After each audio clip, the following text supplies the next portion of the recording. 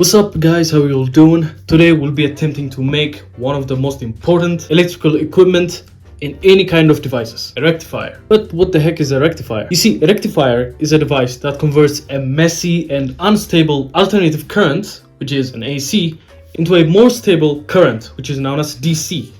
So this to this. Yeah, but how the heck does it do that? You see, a rectifier is usually made of one component, this.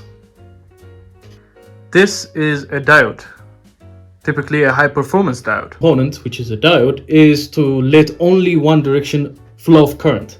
This is the simplest definition, to be honest. Okay, this is the classic demonstration of a simple circuit connect to an alternative current source.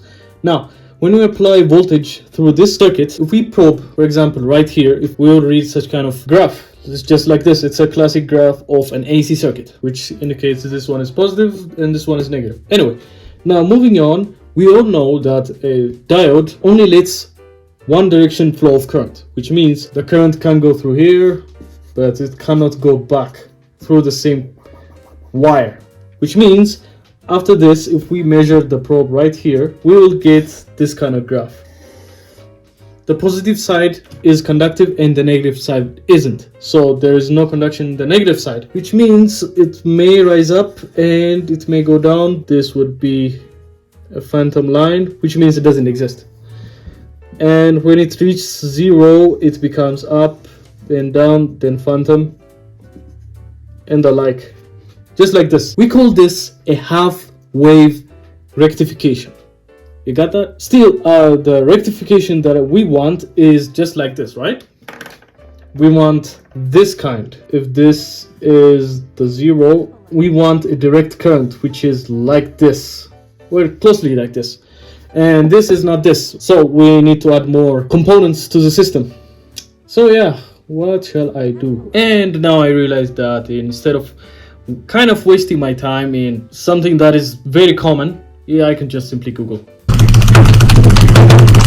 So by doing some more research, we can connect 4 diodes in such manner and we'll make something called a bridge rectifier. I wonder why it's called a bridge. Moving on. Now let's try to find out what kind of current it outputs. Now, as we know, an AC creates a 2-directional varying current, which means it goes in and it goes out, in and out, in and out. Current is going through here, for example.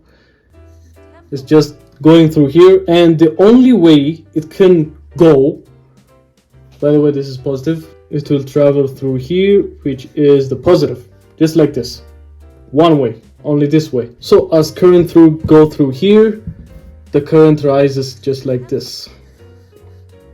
Alright, we have found the half cycle. Now, in another interval, if we think this is, for example, negative, and if this is the positive, and if we imagine that the current is flowing through here, it goes here, here, and the only way it can get in is through here. So yeah, so we're gonna put it just like this, rise and down. And the cycle repeats. Eventually, it becomes this bumpy cheeks right here. So yeah, this is what we call a full wave rectifier.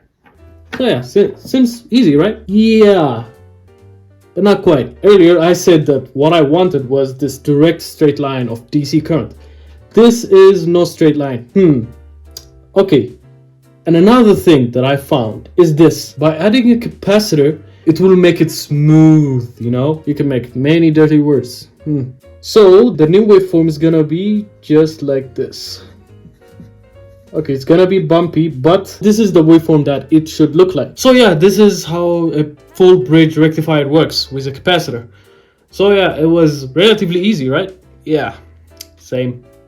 So yeah, now without further ado, let us bring this circuit to life. This is the schematic of the circuit that I'm gonna make.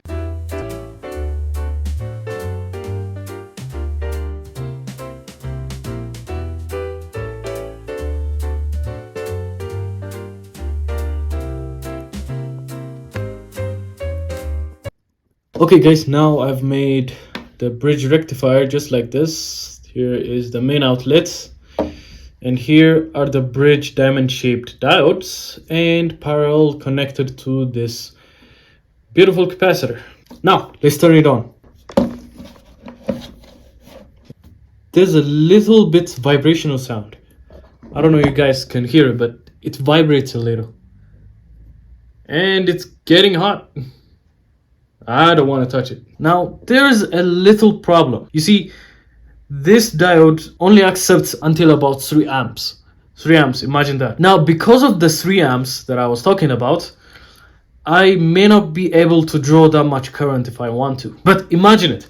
This creates a 311 volts with a 3 okay, if we say about 3 amps, each about 0.7, which is about 2 something amps, 2.5 maybe, I don't know. Such kind of amp, for the time being, I can't use this on anything, to be honest, because the voltage is too high, like 311 or something.